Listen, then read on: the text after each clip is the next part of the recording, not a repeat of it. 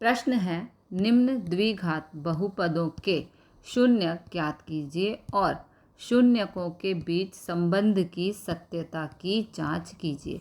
तो ये बहुपद है, इसे सॉल्व करने के लिए सबसे पहले इस बहुपद के हमें फैक्टर करने होंगे। तो चलते हैं अगले पेज पर। देखो ये बहुपद है, इसके फैक्टर करने के लिए आगे वाले नंबर और पीछे वाले नंबर की करते हैं गुणा। तो 4 × 1 = आ गया 4। अब इस 4 का हमें लेना है LCM।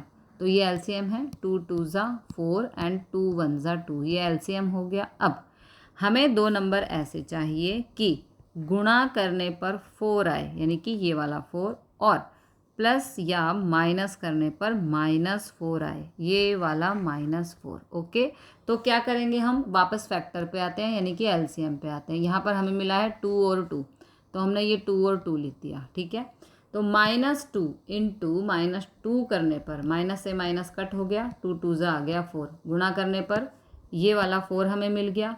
अब हमें चाहिए -4, प्लस या माइनस करने पर -4 आना चाहिए। तो -2 प्लस -2 करेंगे, -2 में प्लस करेंगे -2। तो देखो 2 और 2 हो गया 4, और माइनस माइनस होता है प्लस, माइनस माइनस प्लस होता है, इसलिए 2 और 2 4 हो गया। लेकिन दोनों नंबर एक जैसे हैं, दोनों नंबर माइनस में हैं, इसलिए आंसर में माइनस का निशान भी आएगा। तो -2 में प्लस -2 करने पर हमें मिला -4, जो कि हमें चाहिए था। तो हमारे फैक्टर हो गए -2 और -2। अब आगे सॉल्व करेंगे।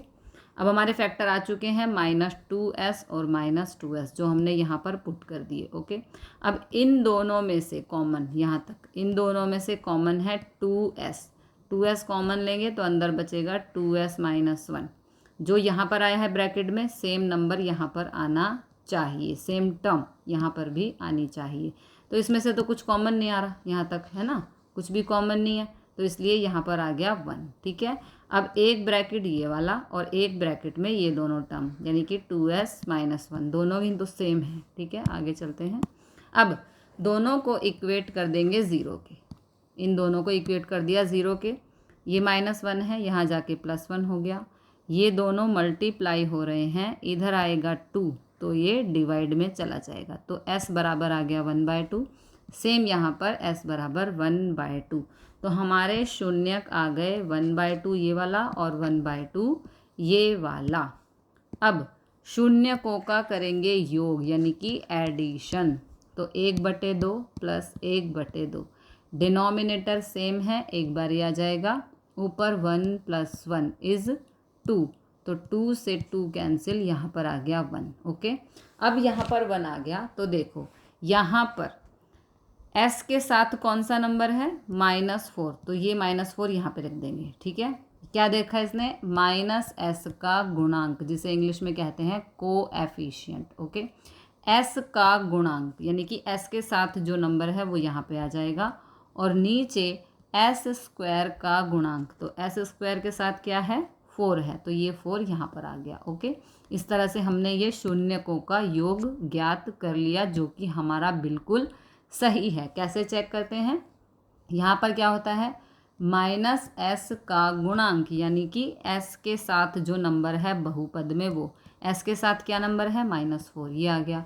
और नीचे होता है s² का गुणांक, यानी कि s² के साथ जो नंबर है, s² के साथ क्या है, 4, तो यहाँ पर आ गया 4। इसलिए हमारा ये पूरा सम यहाँ तक बिल्कुल ठीक है। अब हमें करना है शून्यकों का गुणनफल।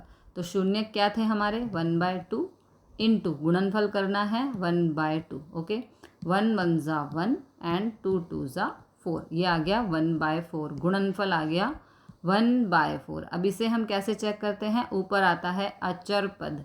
अचर पद क्या होता है, ये वाला नंबर लास्ट जो होता है, इसे हम बोलते हैं अचर पद। तो वो कितना है बहुपदी में, 1 है, तो यहाँ पर भी 1 ही आया है। ठीक है, और नीचे ये दोनों सेम होते हैं, s² का गुणांक, यानी कि s² के साथ जो नंबर है, तो s² के साथ क्या नंबर है, 4, तो यहाँ पर भी 4 आया है। तो ये हमारी सत्यता की जांच हो गई कि जो आंसर हमारे आए हैं वो बिल्कुल करेक्ट हैं इस बहुपदी के अकॉर्डिंग।